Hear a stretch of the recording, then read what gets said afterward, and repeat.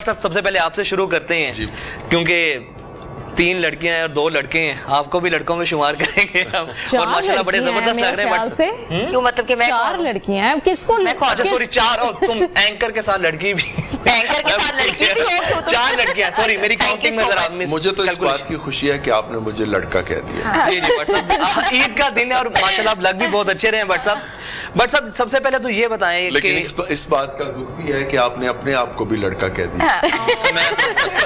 अब तक सवाल हमारा शुमार तो जेंजी में होता है।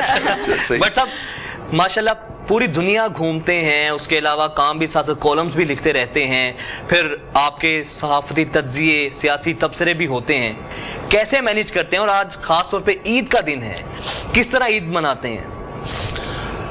ईद तो एक अब वो वाली पुरानी खुशियाँ तो ईद की रही नहीं, जो हमारे बचपन की खुशियाँ होती थी।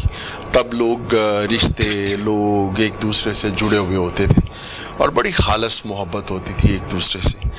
अब तो एक और तरह की मादी ज़िंदगी जो है हमें उसका सामना है और एक ऐसे हालात जिनका हमने कभी तसव्वुर नहीं किया था।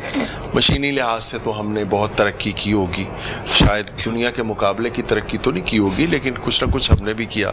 लेकिन अखलाकी लिहाज से हम बहुत मैं ये कम से कम महसूस करता हूँ पीछे चले गए। तो ईद पर भी जो एक हमारी खूबसूरत रवायात होती थी, मोहब्बतें होती थी, एक दूसरे के घरों में आना। एक बार मैंने अपने कॉलम में लिखा था कि एक ज़माना था जब छुट्टी का दिन ईद के दिन की तरह गुजरता था। वाह। अब ईद का दिन छुट्टी के दिन की तरह गुजर रहा है। क्या बात। तो अब वो नहीं रहे चीज़ें कि सब बहन भाई इकट्ठे हों। अच्छा वो एक ज़माना ईद कार्डों का होता था, बड़ा खूबसूरत ज़माना होता था। ये सबको बंदर वाले कार्ड भेजते थे लोग। यानी आपका क्या ख्याल है कि अच्छा नहीं वो शरारत एक होती थी। मुझे इसने कभी अपनी तस्वीर वाला कार्ड नहीं भेजा। अच्छा तो मेरी बात कर रहे हैं नहीं बट साहब एक शरारत तो होती थी, आप भी इसी तरह की शरारतें करते थे? हाँ जाहिर है, इंतजार रहता था ईद कार्ड्स का कि अब कितने लोग ईद कार्ड आपको भेजे, आप भी भेजते थे लोगों को। फिर वो एक ईद के दिन जो है नमाज। लेकिन ये जो ईद उल फितर है ना, इसके हवाले से एक उदासी मुझे हमेशा, मुझे जो बकरा ईद है, ईद उल ज़हा जिसको हम कहते हैं, उसकी ज़्यादा खुशी।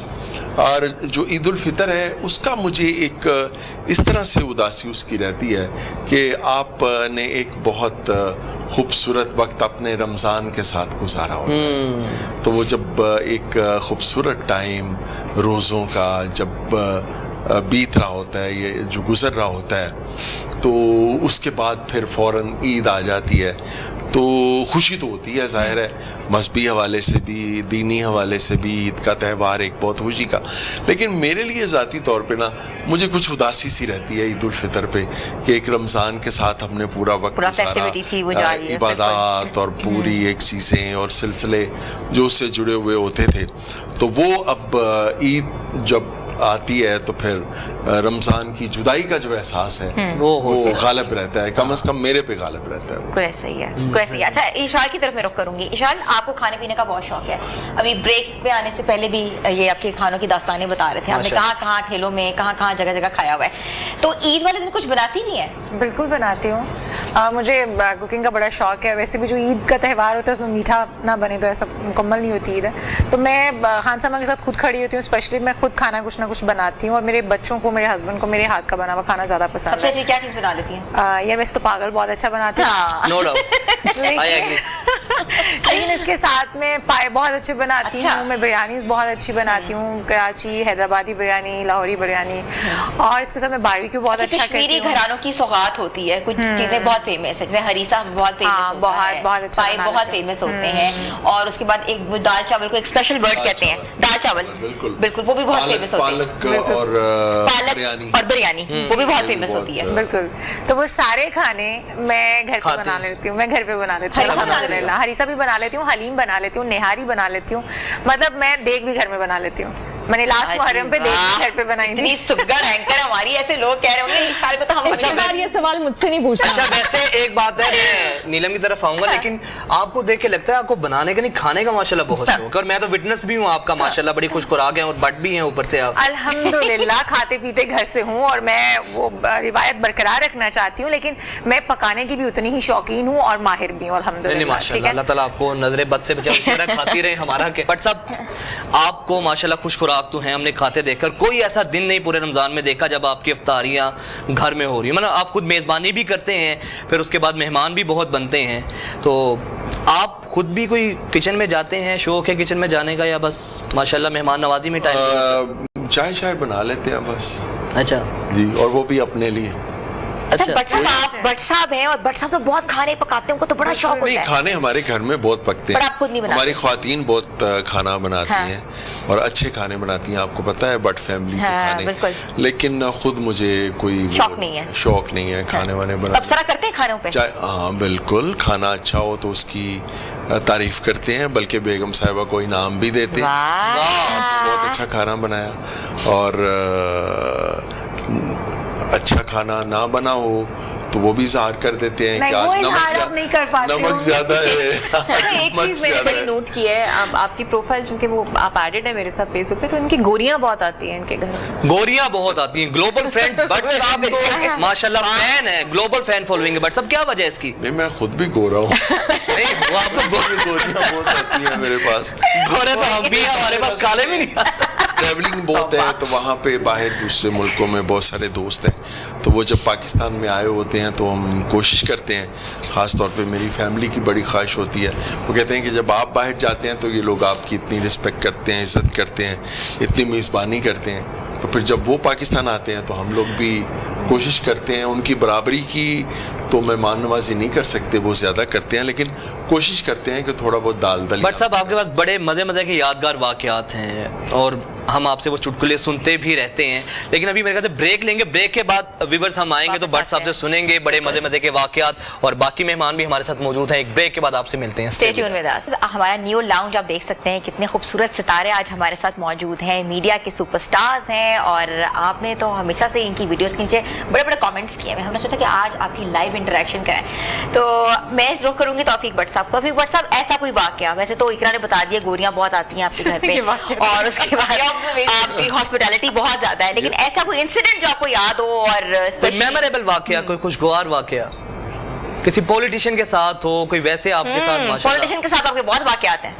बस अब कई वाक़यात हैं और क्या कौन सा वाक़या सुनाएं आपको, कई वाक़यात हैं। कोई एक ज़िंदगी बड़ी एक अच्छी गुजरी, दिलचस्प गुजरी, दोस्तों के साथ और फैमिली के साथ, रिश्तेदारों के साथ, तो बड़े एक मज़े की ज़िंदगी गुजरी। यही एक वाक़या है मेरे पास मज़े का कि मेरी ज़िंदगी बड़ी मज़े की गुजरी अल्हम्दुलिल्लाह। नहीं, ज़िंदगी तो बड़ी माशाल्लाह मज़े की गुजार रहे हैं। आपकी अल्लाह ताला नज़र से बचाए, हम जेलस होते हैं आपका लाइफस्टाइल देख के, जितनी माशाल्लाह आप सैरें कर रहे होते हैं, एंजॉय कर रहे होते हैं। बट सब आपके नूरजहां के साथ भी बड़े मज़े मज़े के वाक़यात हैं, और आपकी शादी पे बाकायदा उन्होंने ढोलक भी बजाई थी, वही कुछ वाक़या सुना दे।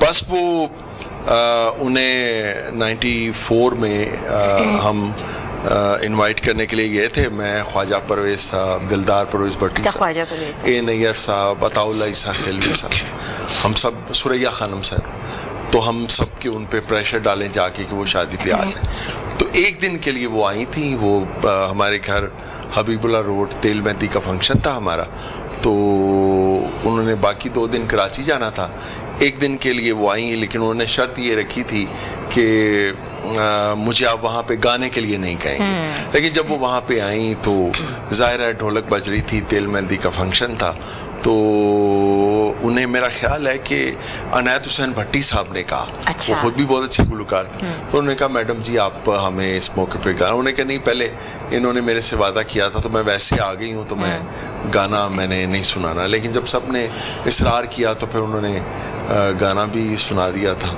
एक, और बड़ा मज़ेदार गाना था, और वो एक मज़े का वाक़या है, वो मैं वजाहत को हमेशा अकेले में सुनाता हूँ سب کے سامنے وہ واقعہ تو سنانے والا وہ واقعہ ادھر سنانے والا نہیں ہے کہ میڈم نے گانا جب گایا تو اس گانے میں ایک جو مصرع تھا یا شعر انہوں نے اپنی طرف سے اضافہ کر دیا اور وہ سنانے والا شعر نے وہ یہاں پہ تو نہیں سنایا جاتا. یہاں پہ نہیں سنایا اچھا خان صاحب، عمران خان صاحب وہ تو کسی کو عیدی یا شادی پہ سلامی بھی نہیں دیتے اور وہ تو جاتے بھی نہیں. آپ کی بیٹی کی بھی وہ شادی پر بھی آئے تھے، اس نے سلامی بھی دی تھی، وہ کیا واقعہ تھا بٹ صاحب؟